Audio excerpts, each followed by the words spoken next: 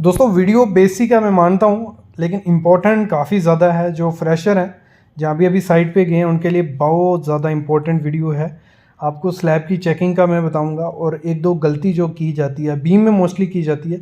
अगर बीम में गलती कर दी तो जो लोड आने वाला है बीम पे स्लैब का, तो वो ख़राब हो जाएगा, मतलब प्रॉपर डिस्ट्रीब्यूट नहीं हो जाएगा और फेलियर हो सकता है आपका स्ट्रक्चर। तो पहले हम थोड़ा बेसिक से स्टार्ट करेंगे। जो बेसिक चीज़ें होती हैं स्लैब में वो चेक करेंगे, उसके बाद हम थोड़ा बीम का एडवांस वे में समझेंगे। इस पे पहले वीडियो आ चुकी है, लेकिन आपको फिर से मैं रिवाइज़ करवा रहा हूँ, आपको फिर से मैं समझा रहा हूँ। तो कंप्लीट वीडियो देखना, कोई दिक्कत नहीं है एक बार, क्योंकि इसमें जो भी रिपीटेड वीडियो हमारी आती है बाई चांस, उसमें ऐड ऑन किया होता है कुछ ना कुछ नया। मैं आपको ज़रूर बताता हूँ और वो ज़रूर देखा करो। ये नहीं छोड़ा करो कि पुरानी वीडियो है ये हम चीज़ देख चुके हैं, लेकिन जो भी मैं वीडियो लाऊंगा उसमें नया कुछ ना कुछ आपको देखने को मिलेगा। तो आज की वीडियो में भी आपको देखने को कुछ नया मिलेगा। तो वीडियो स्टार्ट करता हूं, लेकिन उससे पहले प्लीज़ चैनल को सब्सक्राइब कर लो, बेल आइकन दबा लो, क्योंकि प्रैक्टिकल नॉलेज सिर्फ सिविल साइट विजिट चैनल पे ही मिलता है। सामने आप कवर ब्लॉक देख रहे हो, ये कवर ब्लॉक नहीं है, ये बहुत बड़ी मिस्टेक की गई है। कवर ब्लॉक के नाम पे धब्बा है, स्टोन यूज़ किया गया है, ये आपको कभी यूज़ नहीं करना है। कवर ब्लॉक स्लैब में प्रोवाइड किए जाते हैं, ठीक है, लेकिन उसमें किया क्या जाता है, उनका प्रॉपर स्पेसिंग नहीं होता है कवर ब्लॉक का। तो हमेशा आपको 1 स्क्वायर मीटर पे आपके 5 कवर होने ही चाहिए, ये आपको ध्यान देना है। 1 स्क्वायर मीटर पे कितने, 5 कवर। और ये भी देखना है कि कितने का कवर आप प्रोवाइड कर रहे हो। अभी स्लैब में हमने 25 का कवर प्रोवाइड किया है, तो प्रॉपर 25 का कवर होना चाहिए, नहीं तो क्या होगा, स्टील ऊपर हो जाएगा और आपको परेशानी हो सकती है, क्योंकि क्रैक आएंगे। आप सामने देख रहे हो, हमें प्रॉपर उसमें 100 मिल रहा है, आपको नहीं दिख रहा होगा, लेकिन नीचे 25 कवर आ गया, ऊपर 25, तो ये हमें प्रॉपर नीचे से मिल रहा है स्लैब से। तो दूसरी चीज़ आपको देखनी होती है एज ए सिविल इंजीनियर, वहाँ पे क्या चेक करना है। मेनली क्या किया जाता है, बहुत बड़ी मिस्टेक की जाती है कि जंक्शन जहाँ आते हैं, हमारे दो बीम यहाँ मिलते हैं, वहाँ पे जंक्शन रिंग प्रोवाइड नहीं की जाती है। तो ये काफ़ी इफ़ेक्टिव हो सकता है, मतलब आपको जंक्शन रिंग वहाँ प्रोवाइड करनी है। 125 के सेंटर जितना पॉसिबल हो सब, मतलब मास्टर रिंग ही आए, लेकिन आपको वहाँ प्रोवाइड करनी। ये चीज़ आपको ध्यान देनी है कास्टिंग से पहले। ये हो गई हमारी दो चीज़ें जो आपको ध्यान देनी है। नेक्स्ट चीज़ क्या है हमारी, जो हमारा सामने आप देख रहे हो लैब, मेन जो चीज़ है वहाँ लैब प्रॉपर वे से प्रोवाइड करना है। अगर 50D का है तो 50D होना चाहिए, 40D का है 40D। अगर 50D के हिसाब से देखें, हमारा 10 का सरिया है, तो 500 हमारा लैप होना चाहिए और ये अल्टरनेट होना चाहिए। और जैसे आप सामने देख रहे हो, प्रॉपर 500 है, उससे 10-20 ज़्यादा ही होगा, और अल्टरनेट है, मतलब एक थ्रू आउट सरिया है, बीच में लैप है, और एक जगह भी लैप नहीं आना चाहिए। ये भी ध्यान आपको देना है स्लैब में, ठीक है। ये होगी हमारी 3 चीज़ें। नेक्स्ट जो है क्रैंक बार, प्रॉपर वे से क्रैंक बार प्रोवाइड किया गया है कि नहीं किया, ये भी आपको देखना है। अगर ड्राइंग में 30 डिग्री मेंशन किया है तो 30 डिग्री प्रोवाइड करना है। अगर 45 डिग्री का है तो आपको 45 डिग्री वहाँ प्रोवाइड करना है। ये चीज़ भी आपको देखनी है। और देखो इसका रिइंफोर्समेंट का डिटेल भी कैसे है, मतलब एक क्रैंक आएगा, अल्टरनेट क्रैंक, इसमें बेंट अप बार बोल दो, वो प्रोवाइड करने हैं। ये वीडियो आप हमारी थोड़े दिन पहले वीडियो डाल चुका हूँ मैं, इस पर आप देख सकते हो, उस पर आपको अच्छे से समझ आएगा बेंट अप के बारे में। ये हो गई हमारी 3 चीज़ें। नेक्स्ट चीज़ जो आपको देखनी है स्पेसिंग, कि स्पेसिंग में कोई गड़बड़ तो नहीं की है, प्रॉपर वे से स्पेसिंग प्रोवाइड की है नहीं की है। और दूसरी चीज़ साथ में ही देख लेनी है आपको बाइंडिंग वायर, कि binding wire single binding wire use किया है, डबल किया है, जहाँ जो भी उसमें बाइंडिंग वायर कही है वो प्रोवाइड की है नहीं की है, ब्लैक अनयील्ड की है जहाँ GI की वायर यूज़ की है नहीं, ये चीज़ भी आपको ध्यान देनी है। ये होगी हमारी 4 चीज़ें। और अगली जो चीज़ है वो काफ़ी इंपॉर्टेंट चीज़ है। अगली है जो आपके कॉलम का रिइंफोर्स है नीचे से आया हुआ, उसमें प्रॉपर वे से मास्टर रिंग प्रोवाइड किया है नहीं किया है, वो भी आपको देखना है। क्योंकि कास्टिंग के दौरान अगर वर्टिकल बार्स इधर उधर हो गए तो बाद में कवर में दिक्कत आ सकती है आपको। तो इसलिए आपको प्रॉपर वे से मास्टरिंग कर देना है और उसको प्रॉपर वे से देखना है कि उसका सरिया कहीं बीम से बाहर ना हो। ये चीज़ें भी आपको ध्यान रखनी है जब भी आप स्लैब की रिइंफोर्समेंट चेक करो। नेक्स्ट चीज़ जो देखनी है आपको वो देखनी है चेयर प्रॉपर वे से प्रोवाइड की गई है नहीं की है। जहाँ भी चेयर का ज़रूरत है वहाँ आपको चेयर प्रोवाइड करनी है, और हर 1 मीटर पे आपकी चेयर होनी चाहिए, ये आपको ध्यान देना है। और जितने दायक आप स्टील वार यूज़ कर रहे हो उससे 10 गुना, मतलब 10 ज़्यादा ही आपकी होनी चाहिए। अगर मैं कहूँ, अगर हम 10 का स्टील यूज़ कर रहे हैं तो उसमें हमारी 12 की चेयर होनी चाहिए। 12 mm से छोटा चेयर, डाया का चेयर नहीं होना चाहिए। ये चीज़ भी आपको ध्यान देनी है।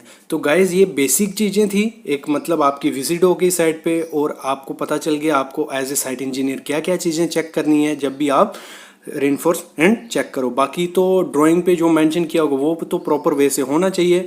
नेक्स्ट चीज़ जो बेसिक आपको देखना होता है एज ए साइट इंजीनियर वो हो गई। बाकी क्लीनिंग का और बेसिक जो wash out, shuttering oil, tape वगैरह ये चीज़ें इसमें आपको ध्यान दे देनी है। देखो ये बात रही हमारी बीम की, स्लैब की। तो स्लैब में हमें बेसिक समझ लिया, कुछ ज़्यादा नहीं था। लेकिन अब थोड़ा एडवांस टेक्निकल टर्म्स की तरफ चलते हैं, थोड़ा समझते हैं। बीम, जो बीम है हमारा, बीम को सामने आप देख रहे हो चेकिंग की जा रही है सिविल इंजीनियर्स के द्वारा, और ये बीम बन चुके हैं। लेकिन बीम बंधने के बाद, चेकिंग के बाद इनको डाउन किया जाता है, उसके बाद स्लैब होती है। स्लैब की चेकिंग हमने कर ली, लेकिन बीम की चेकिंग आपको क्या क्या करनी है, उसमें क्या क्या चीज़ें मोस्ट इंपॉर्टेंट होती हैं वो हमें देखना मस्ट बनता है। तो ये यहाँ प्राइमरी बीम भी देख रहे हो और सेकेंडरी बीम भी देख रहे हो। प्राइमरी बीम कौन से हैं? जो लंबे बड़े बीम आपको दिख रहे हैं उनके ऊपर छोटे छोटे बीम है, वो उनको सेकेंडरी बीम बोलते हैं। तो ये प्रॉपर एक दूसरे के ऊपर रेस्ट किए हैं कि नहीं किए हैं, ये बेसिक हो गया। अभी हम चलते हैं मोस्ट इंपॉर्टेंट चीज़, जो लैप होता है, लैपिंग की जाती है। उसमें जो गड़बड़ी की जाती है वही जो बीम को कोलैप्स कर देती है। आप लैब देख रहे हो वो कितना कम प्रोवाइड किया है। यही मिस्टेक हर घर में की जाती है कि छोटे छोटे लैब प्रोवाइड करते हैं, जब उन पे लोड पड़ता है, बेंडिंग मोमेंट हाई होता है, तो वहाँ से वो कोलैप्स कर जाते हैं बीम।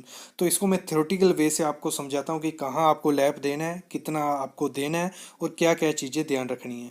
तो देखो ये मैंने बना दिया बीम की एक सेक्शन। ये आगे हमारे कॉलम आ गए, ये 3 कॉलम आ गए और कंटिन्यूस एक बीम है।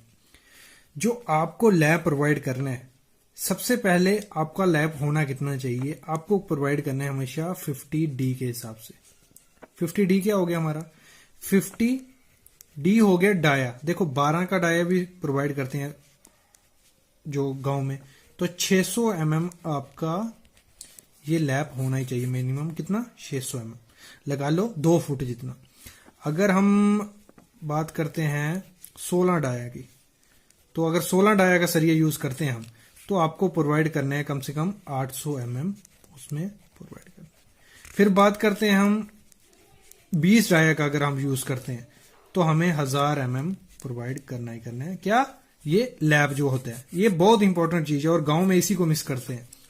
फिर बात करते हैं हम, अगर 25 mm का डाया यूज करते हैं तो 1250 mm आपको वहां लैब प्रोवाइड करना ही करना है। ये बेसिक चीज है और यही गलती साइड पे की जाती है। मैंने दिखाया आपको कितना सा लैब प्रोवाइड किया था, कम से कम 1 फुट लैब उसमें प्रोवाइड किया है। 12 mm का सरिया यूज कर रहे हैं और 1 फुट की है, तो वो फेल होगा ही होगा फ्यूचर में जाके। तो इसीलिए आपको कितना हमेशा करना है, अगर 12 का है 600 mm, 16 का 800, 20 का है 1000 और 25 का है 1250। और देखो लैब प्रोवाइड कहाँ करना है। अभी मैं बात करता हूं, ये कॉलम है हमारा, ये एक कॉलम है और ये कॉलम है, ये बीच में हमारा बीम आ गया। सिंपल भाषा में बताऊं तो ऊपर वाला जो आपको प्रोवाइड करना है, जो ऊपर वाला सरिया होगा, मतलब आपको देखो क्या होता है, ये अगर मैं रिंग बनाऊं आप साइड से देखोगे तो ऊपर भी सरिया होता है, नीचे भी। ये ऊपर वाला जो सरिया है, ये वाला, ये आपको हमेशा सेंटर, ये अगर मैं सेंटर करूं बीम का, ये आ गया, मतलब दोनों तरफ बराबर हो गया, तो ऊपर वाला आपको हमेशा सेंटर में प्रोवाइड करना है। जो लैप आएगा ऊपर वाले में वो सेंटर में, और नीचे में पॉसिबल हो, जैसे सेंटर है ना, सेंटर से इस तरफ अगर LY4 देखो अभी टेक्निकल वे से मैं समझाऊं, LY3 ऊपर, LY4 नीचे। अगर आपका होता है मतलब 3 मीटर, ठीक है, तो उसको 3 से डिवाइड कर देना है। आपका जितना भी आएगा वो आपने उतने में, मतलब ऊपर वाला आधे में आ गया, नीचे वाला हमेशा आपका जो ये होगा ना, यहां से कोई 700 पे वहां पे लैब प्रोवाइड करना है। अगर पॉसिबल हो कंटिन्यूस बीम है, आप बीम के कॉलम के बीच में लैब दे दो, कोई दिक्कत नहीं है। लेकिन ऊपर वाला हमेशा आपके सेंटर में होना चाहिए और नीचे वाला यहां पे। इसमें क्या होता है, जहां बेंडिंग मूवमेंट कम होगा वहीं हम लैब प्रोवाइड करते हैं। ये तो सेक्शन दे के निकाला जाता है, लेकिन हम इसका थंब रूल पकड़ सकते हैं कि ऊपर वाला आपको हमेशा बीम के सेंटर में होना चाहिए और जो नीचे वाला वो सपोर्ट पे होना चाहिए। यहां शेयर फोर्स हमारी मैक्सिमम होती है वहां पे, ठीक है। ये चीज आपको ध्यान देनी है जब भी आप प्रोवाइड करो, ठीक है। ये हो गई हमारी पहली गलती जो की जाती है। मैं अभी आपको इसका एक और वीडियो दिखाता हूं जो लैब हमने प्रोवाइड किए होते हैं साइड पे। देखो हम साइड पे आ गए हैं। सामने आप देख रहे हो, जैसे मैंने लैब की बात की थी, ऊपर वाला हमारा सेंटर में होना चाहिए। आप देख रहे हो जो हमारा ऊपर वाला लैब है वो किस में, सेंटर में है, और नीचे वाला हमारा सपोर्ट पे। तो ये बेस्ट चीज़ प्रोवाइड की है साइड पे, यही चीज़ आपको चेक करनी है।